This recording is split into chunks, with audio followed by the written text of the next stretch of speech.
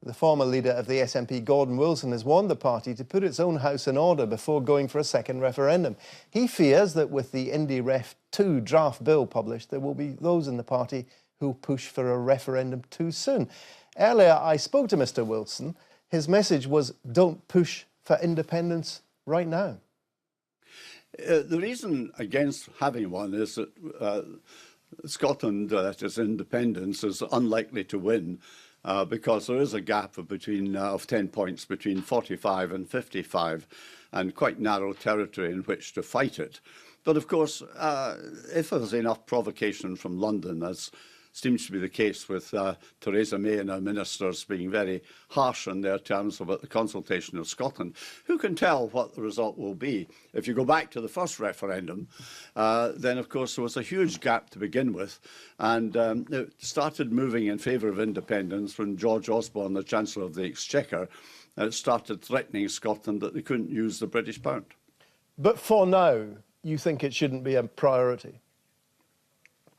Well, my preference is that over a longer time span we concentrate on the narrative of independence, why Scotland should have it, what the economic advantages would be, what weaknesses we required to resolve in our society, and in other words, to do the basic homework. People will want to know, they want to touch the solution and see if it is solid enough for them to rely on.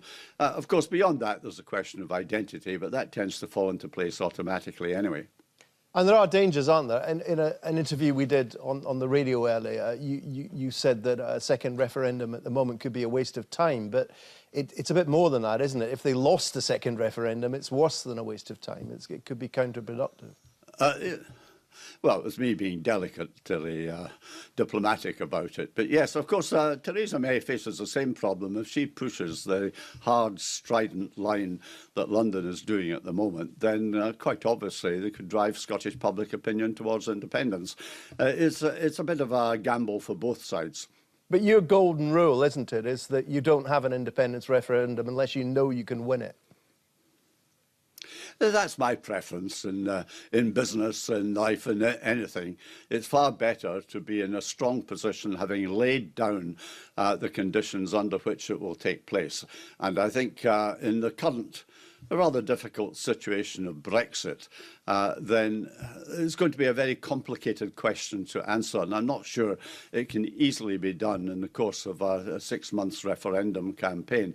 Having said that, of course, one of the things we've got to note is the access to the single market. And Nicola Sturgeon is pushing the independence line as a means of kicking the British government into looking at Scotland's needs. Because Scotland will suffer pretty badly if the Brexit deal does not look at our particular needs as an economy and as a society. So she's quite right. Unfortunately, the Scottish people don't show the same enthusiasm, if the polls are to be believed, because if they showed support for independence or for another referendum, then I think you would find that London's views would change very sharply. You think, before you have a referendum, what, 55, 60% in favour in the polls? Is that the sort of thing that you have in mind? Well, my figure is something like 55 to 60 is safer territory. But of course, I'm, like most former politicians, are fairly opportunistic about these matters, and things can change rather radically.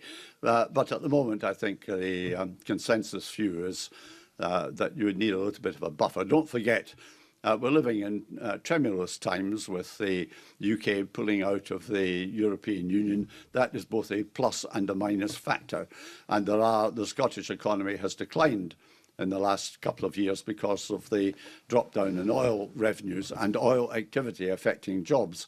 So it's not the best of times. But on the other hand, wherever there are challenges, there are opportunities. So one must keep one's mind open. You would like a longer-term campaign for independence, not a referendum necessarily, put that to one side, but for independence, and for that campaign to be separated out from the SNP government, wouldn't you? I think the thing that the SNP has got to keep in mind is that the outcome of a referendum may be a vote on its popularity. The success of the 2014 independence referendum was the way in which it brought together all sorts of people out of the dark, so to speak, into the political arena with new enthusiasms. They still exist, though I suspect a lot of the fizz has gone out of the bottle since. And one has to get them together to give them the arguments why Scotland needs independence, so that they can speak to their friends and neighbours and family. Also, that the work has to be done. And my experience as a Member of Parliament for 13 years was I had the naive view on being elected that I had plenty of time to think. In actual fact, I was on a treadmill and had no time to think, and that's particularly true of those who are in government. So I would think it would be better if the running of the campaign, the development, the research were subcontracted by the SNP fairly independently to some other body, which would have the time and the priority to give to the question of independence itself. I think I should stress this, that a referendum is only a means to an end. It's not an end in itself. The end must be independence from the point of view of the nationalist community. And we've got to prepare the ground so that people are persuaded that the best possible thing for Scotland in the long run and middle term is to obtain independence.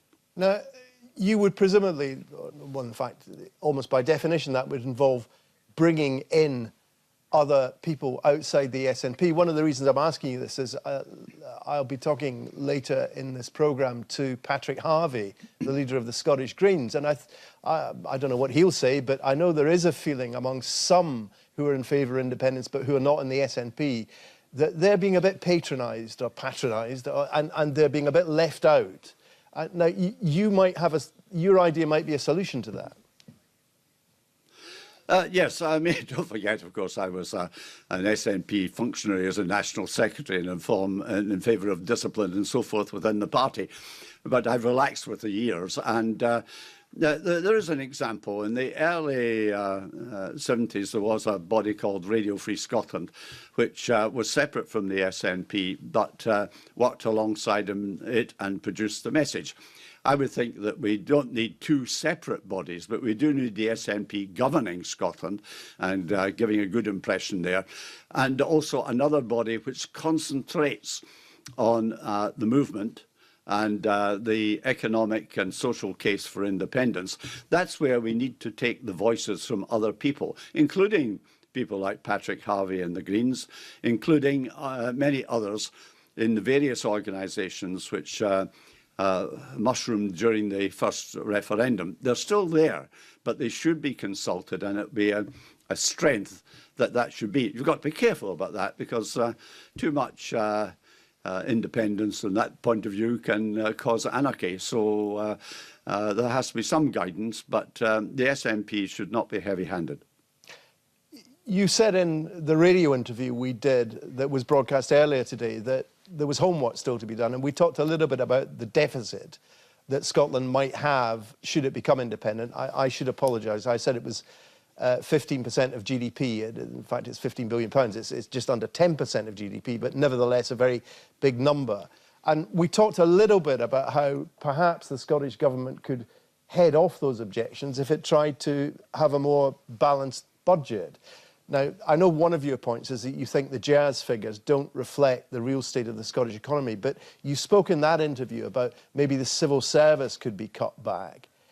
But that's a tiny amount of money, isn't it? The civil service is... Well, so the civil service consumes quite a bit of money in itself, of course. But the main problem I had with the civil service is, from experience and looking at it latterly, is it's not all that efficient. And I would say that an efficiency drive within the civil service itself, including a drop in numbers, would be desirable whether or not you head for independence.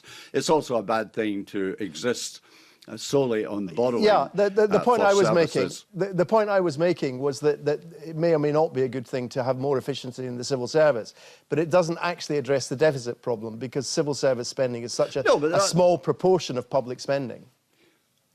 Well, what people don't realise is that when you take the JERS figures, that's the estimate of Scotland's budget is based upon the fact that a lot of the inputs, that is the money which is allocated to Scotland, is not spent in Scotland. Foreign service, defence, social security, some of it, of course, is spent in Scotland. But there are things that are excluded. What we don't have at the moment is a Scottish budget. And I think that Scotland should refashion its budget to suit the realities of an independent Scotland. Okay. We're not a cut-down part of the United Kingdom, after all. Can I just... One more thing I wanted to ask you about briefly is that one point you made earlier was you said that we were talking about how support for independence started at 27% at the beginning of the independence referendum campaign. And one of your points was, well, why was it only 27% after 7 years of SNP government? What's your answer to that question that you raised? Well, the reason is fairly simple. The SNP had been preparing for government over a period of years, and in fact, its way of looking at independence was that it became the Scottish Referendum Party, and then surprisingly found itself with an ability to deliver, which it hadn't expected. In other words, during that period, virtually no resources had gone into the question of independence, and too much money had gone into the question of government. Fine for government if that's your objective. If your other objective is independence, then resources should be put into that. So they didn't make the case? And that's exactly the point. They didn't make the case? Yes, and that's exactly the point I'm making for the future, is that there should be a longer-term establishment and projection of the case for independence, so we don't make the mistake of the 27% as in 2014. Gordon Wilson, thank you very much indeed.